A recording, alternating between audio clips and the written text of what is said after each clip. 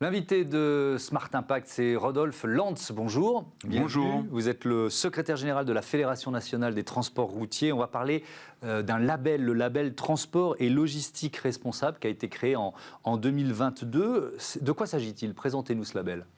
Eh bien, dans un cadre de transition énergétique volontaire ou contraint du transport routier de marchandises, et puis de la prise en compte constante et de plus en plus prégnante des partenaires du transport et de la logistique sur les aspects environnementaux et les aspects sociétaux de nos entreprises. Nous avons décidé, la FNTR, en 2021, de travailler avec Etefinance, qui est une agence de notation extra-financière, pour construire un label qui permette de reconnaître les performances extra-financières de nos entreprises. Alors, nous avons travaillé 1 an, à la fois pour avoir des indicateurs qui soient reconnus par l'ensemble des agences de notation, mais également qui soient très spécifiques à notre secteur et qui puissent finalement interpeller nos chefs d'entreprise. Puisque, d'une manière générale, il existe beaucoup de labels, mais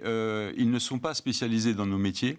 Et donc, on avait besoin, effectivement, que ces indicateurs, à chaque fois, soient en rapport avec le métier des transporteurs et des logisticiens. Il fallait un label adapté pour que les entreprises s'engagent d'une certaine façon. Coup d'œil aux 2 précédentes éditions, 28 entreprises labellisées en 2022, près de 59 labellisées en 2023. Là, en ce moment, les entreprises peuvent candidater. Les prix, je crois, seront remis en octobre pour l'année 2024. Vous espérez combien d'entreprises cette année? Que cette croissance continue? Oui. De toute façon, ça va obligatoirement faire boule de neige. Je m'explique, puisque le label est millésimé, c'est-à-dire qu'on n'est pas labellisé à vie. Tous les ans, il faut se réengager.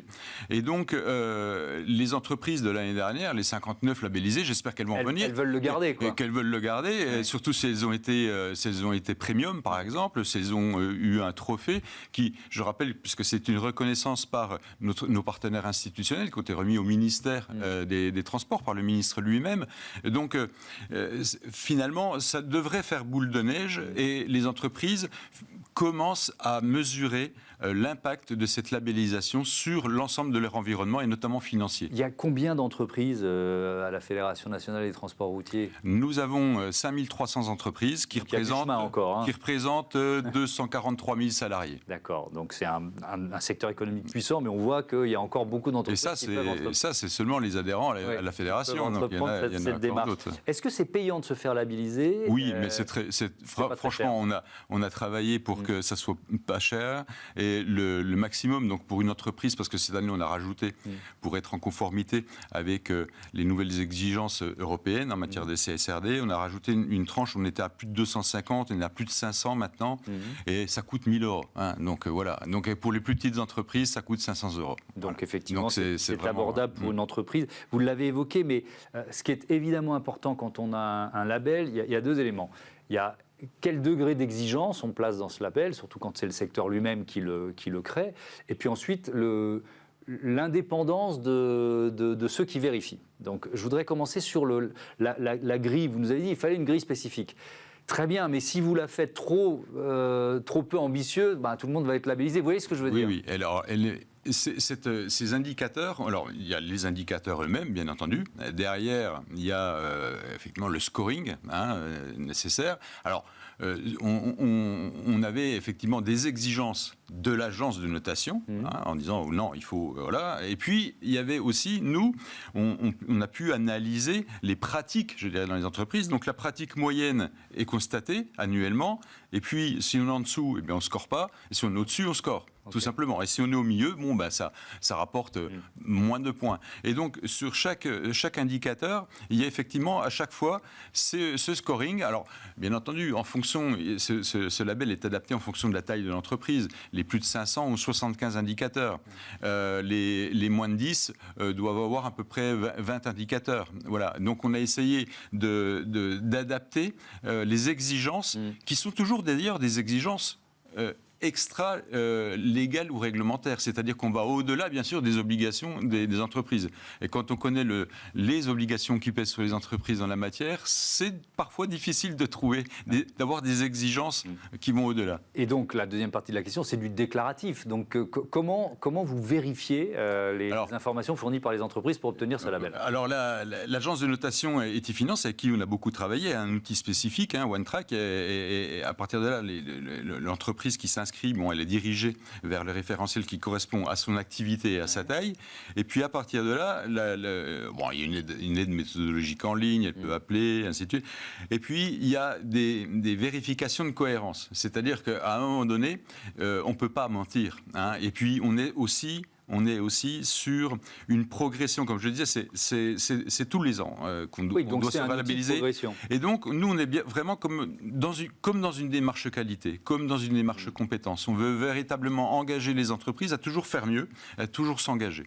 Oui, et certains parlent d'un processus d'écologisation, un peu comme il y a eu l'industrialisation, c'est un peu cette logique. Un chiffre qui me semble important sur les biens transportés par la route, tout simplement. 88% des biens sont transportés par la route. En France, ça montre l'ampleur des enjeux. Imaginons, j'ai une entreprise de transport, je veux le label. Alors c'est peut-être difficile de répondre à la question. Quels sont les leviers les plus efficaces pour améliorer son bilan carbone, pour obtenir cela? Oui. Alors, il y a les 3 piliers, bien entendu. Donc, on travaille sur la partie environnement, la partie sociale, la partie gouvernance. Oui. Ce que l'on a souhaité, ça c'est une exigence FNTR, c'est que le pilier social compte pour 40% de la notation finale, le pilier environnement 40% et le pilier gouvernance 20%. Okay. Parce qu'on a quand même beaucoup de PME et de TI et voire même de TPE chez nous. Et donc, à un moment donné, il était important de vraiment mettre l'accent sur le social et l'environnement. Alors, si je prends l'environnement, oui. 40%, les leviers les plus efficaces? S'ils sont déjà identifiés. Non, oui, bien sûr. Non, mais dans le référentiel, il y a tous les leviers possibles pour effectivement améliorer sa performance environnementale, mais ça ne passe pas seulement par la transition énergétique de la flotte, par exemple. Parce que la transition énergétique de la flotte, aujourd'hui, on doit avoir à peu près 99% des poids lourds français qui sont aux dernières normes européennes, c'est-à-dire Euro 5, Euro 6. Donc voilà. Et on a une bonne part également de la flotte qui migre vers un mix énergétique, le baissant, le gaz, ainsi de suite. Donc oui, effectivement, ça en fait partie, mais pas que. Il y a aussi toute une partie qui peut se faire sur l'éco-conduite, par exemple. Et là, l'homme rentre en jeu. Et donc le rapport avec le social est déjà là. Ouais. Donc c'est un tout. Mais en revanche, une entreprise, pour avoir le label, ne peut pas être très très bonne, par exemple, en matière environnementale, et très mauvaise en social, et quand même avoir une moyenne qui lui permette d'avoir le label. Pourquoi ? Parce qu'on a souhaité qu'il fallait avoir un minimum dans chaque pilier, c'est-à-dire 40 sur 100 dans chaque pilier.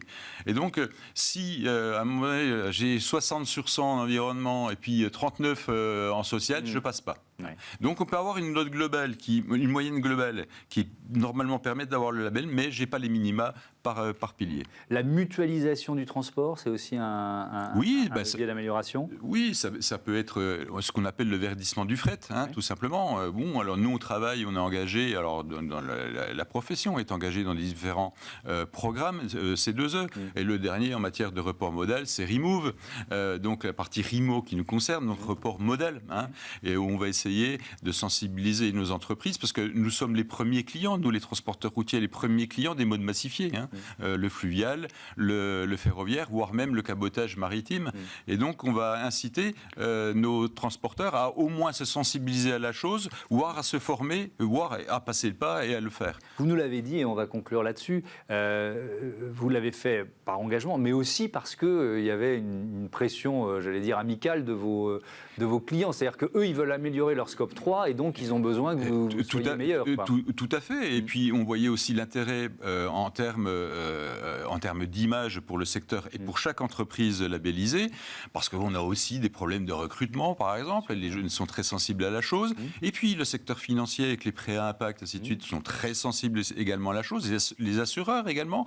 Et nous avons dans les partenaires du label, par exemple, des assureurs qui nous ont dit, écoutez, voilà, j'aurais quelques exigences complémentaires si c'était possible. possible, voilà.